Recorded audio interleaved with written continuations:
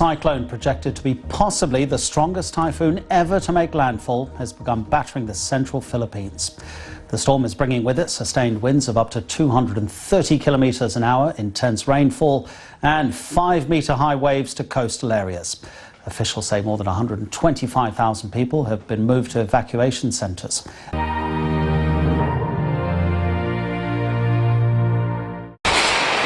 The Philippines is no stranger to tropical storms, but even by its standards, this is no ordinary storm. Typhoon Haiyan is one of the most powerful ever recorded, with gusts reaching 370 kilometers per hour. There aren't many buildings that can withstand that kind of force. The super typhoon made landfall at about 4:46 this morning. It was preceded by storm surge and incredibly strong winds. We've had reports from local staff of roofs being ripped from buildings and windows being blown in.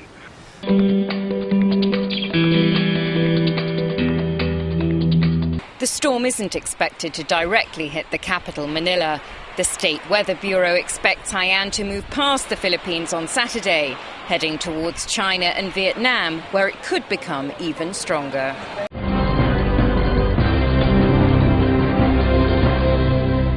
A powerful storm struck the Philippines in December of 2011.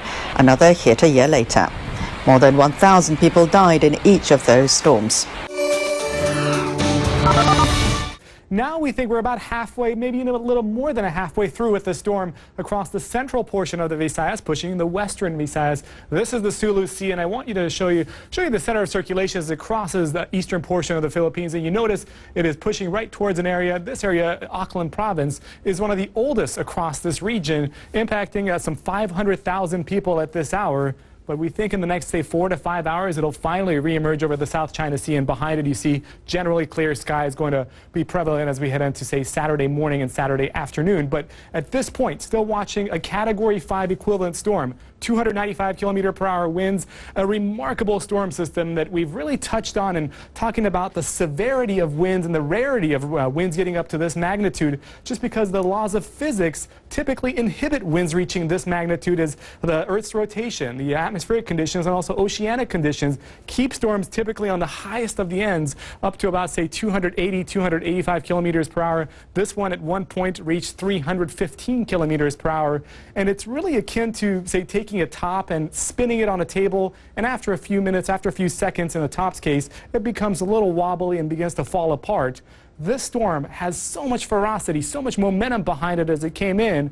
It still hasn't lost much steam, and it's still pushing through portions of the Philippines where we know some 25 million people in the path of tropical storm force winds that extend over 240 kilometers away from the center of the storm.